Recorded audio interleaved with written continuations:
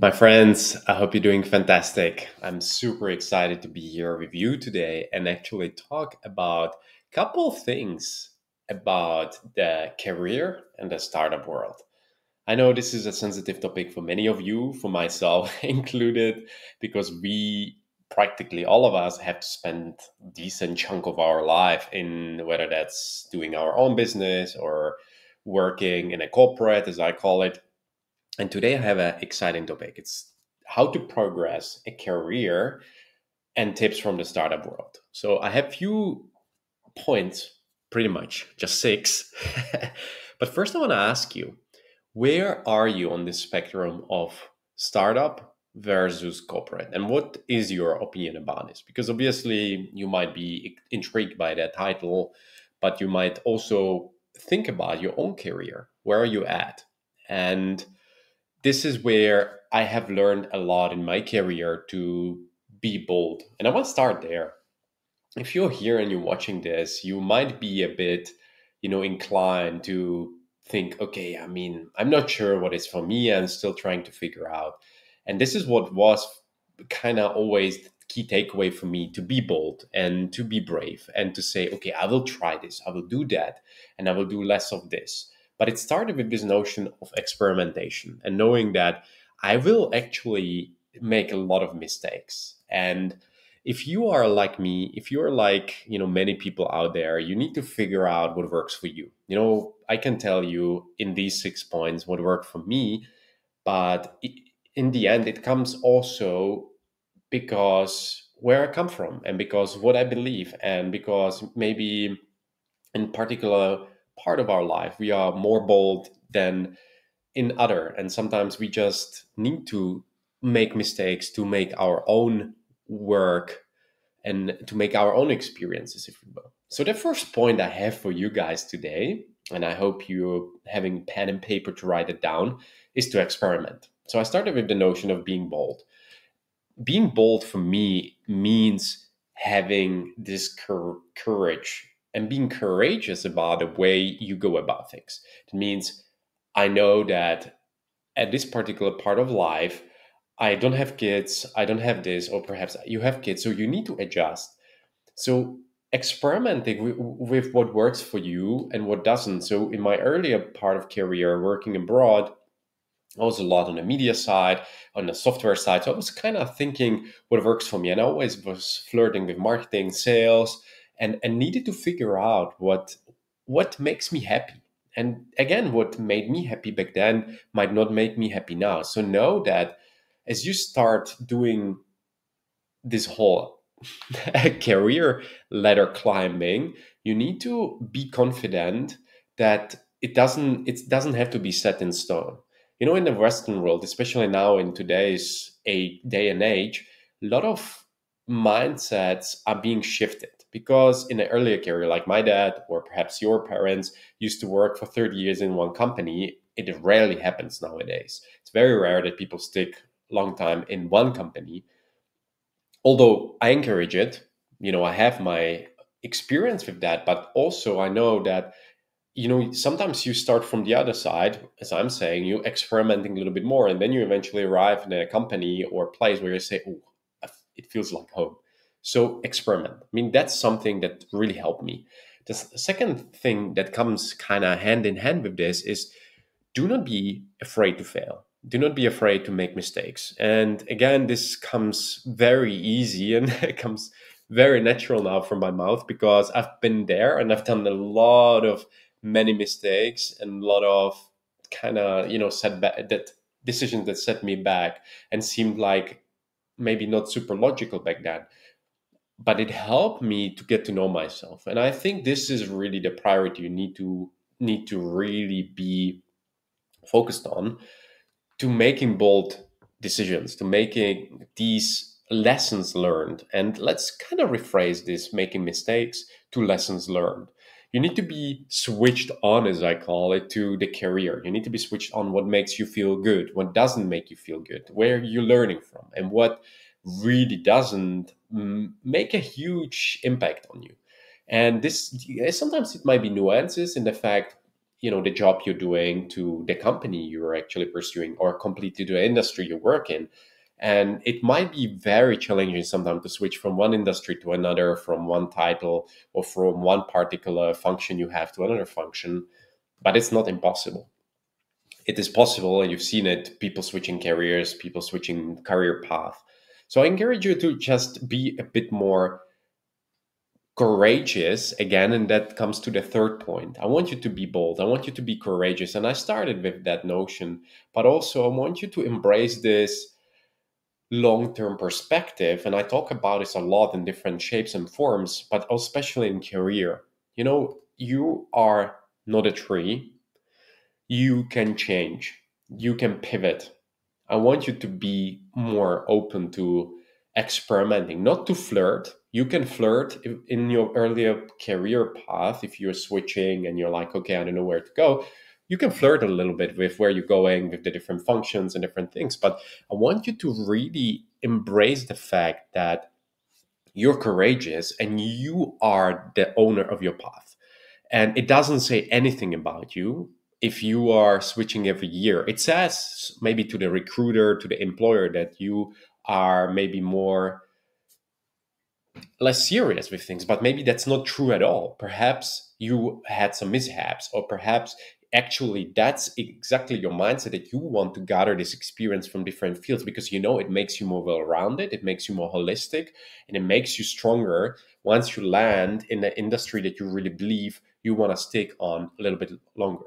So this is what will help you a lot to stay focused on your career.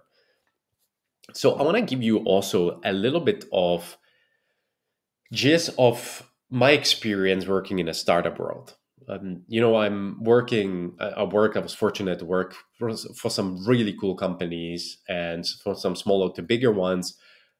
And one thing that I learned from startups, also working for startups, but also building my own company, is do that. If you have a chance, get going and work for a startup, even if it means being there a year, being there 3 years or a couple months. Get that vibe, this whole drive, energy. Let's get stuff done, let's make mistakes, let's pivot, let's serve the user, let's focus on the end consumer, let's make a great customer experience happen. Will make you really think differently. You will be more faster on your feet, you will be more open to challenges, open to making mistakes, learning lessons, and doing things a bit differently. Also, one thing that really, if possible, I would encourage you to not considering being bold and making mistakes and all these different things. I want you to be on a safe side to some extent. That means, make sure that you are smart negotiating your contract, your salary, that you don't put all the eggs in one basket. Perhaps now I'm talking more if you're building your own company, you want to be a bit more open to, hey, let me see if that works. Let me see if we can make it happen while perhaps having your job. But even if you're working for a startup, make sure you negotiate a contract in a way that can serve you. Because if you're in a startup, that's the hard part. Sometimes people can get laid off, and I've seen that from a first hand really quickly. And also because I was hiring a lot of people in my career, it can be very challenging. And if you don't have the right mindset and you prioritize profit over people, which happens a lot of time in startups because they need to, they're responsible to their investors and to their cash flow and all these different things, you might be a bit in a wrong spot if at a wrong time if you don't have a good contract. So make sure you always deliver value, add a lot of value where you are, where you're working, so that you can really kind of feel, hey, I'm contributing. When you work in corporate and you try to build a startup or a project next to you, be safe, be smart. As you get older, you realize you have more responsibilities towards your family, towards your loved ones. And I'm totally not against people who say, hey, I want to really build a great startup. I want to do something great. I've seen that, and I encourage you, if that's your path, go for it. If hey, I want to raise cash, I want to raise money, I want to learn really from the first hand how it feels, I totally should you know think that that's probably a great path to learn. There are a lot of incubators where you can pitch your idea, where you can safely raise money. So it's definitely a great path, learning path.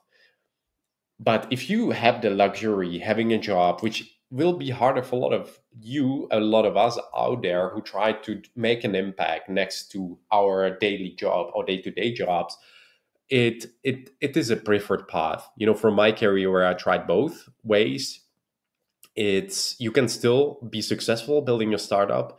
But the one thing I want to say here, and that's the first kind of the third point, that the challenge is when you have a startup, you will always prioritize profitability, often because you need to pay people, you need to invest in R&D, research and development, you need to make sure you satisfy the investors, and that's why you will try to keep costs very low. If you think from that perspective, and we live also now in these times of change and a little bit economic depression, people try to save money and cut costs. But I can tell you, long term, this is not sustainable. You can fire people, you can replace people, but this will always catch up. And that's why this is a way. This is not the way, but a way to go about it is really to be sustainable. And that means also prioritizing long term versus short term results. And you have a lot of these, terms like blitz scaling, and really try to scale the startup as fast as possible. But then perhaps you have already established management, you have the trusted teams, trusted relationships, and you have the right people in the right driver's seat. But what happens in a startup, if you're building it on your own, if you're building it, maybe bootstrapping, you might need to be more resourceful, because maybe you don't even pay yourself, you have some savings and you're trying to get along. So you make the ends meet, but often you might sacrifice profit for the quality of serving your customer. When you have a corporate job, I mean, you're building that startup or your dream company, you will focus more on the value, and that's where I encourage you to go more towards the value, because then you will not sacrifice the coaching, the training, the building the startup for the fact that you need to have money right now, because otherwise you cannot pay bills next month. And this is really real. This is the reality I went through, and many people you can ask in a corporate or in a startup world go through, because they are forced to pay themselves, they are forced to pay the bills, to pay their employees, and really quickly you can run out of money. And if one client doesn't pay the bills, or pay for the contract, whatever that is. So there you have it, guys. First, one thing that you can learn, and I can also want to finish on this notion that if you're progressing your career, be smart. You start, as I said, experiment with where you are. That can be also in a corporate. Perhaps you're like, my spouse, who's been in a corporate for a long time, and she prefers that. So even though they experiment with the task, the responsibilities, the goals set for yourself, the certification, so you can go higher and climb the ladder, but also be not afraid to fail. Be not afraid to make those meaningful lessons, learn those experiences, and being bold will really help you and underpin that. So even in corporate, where the dynamics is completely different, and people are maybe more comfortable, and you could sometimes even think more lazy because they are safe, and it's harder to fire somebody like that in an organization of a couple thousand of people than in a startup where okay, well, there's not so much cash flow. But still make those lessons, learn, be proactive. Don't sit on your seat and just hope for the best. If you want to see your world thrive, and perhaps that's your career, maybe you don't want to build a startup, but you can still get this mindset from a startup world and these lessons that I just shared with you in a nutshell, and make them yours and say, okay, I'm in a corporate and I'm actually comfortable. It's slower here and I cannot make a change so quickly, but let me try. Let me challenge. Let me get this role. Let me try to build this team. Let me try to lead this project. Be proactive. So it will help you down the line. So make your experience, make sure you're on the safe side, and try to play the long game. Try to focus on the experience. the customer experience, making a difference rather than just trying to earn money where you are. Money is important. You should be safe first. So again, let me repeat that a couple times for you. You should be safe first, because if you're not safe, you cannot serve. And that's where you really need to focus on those topics to make yourself happy. So I hope that served you. I hope that helped you. Be awesome, be inspirational, and make a difference right where you are.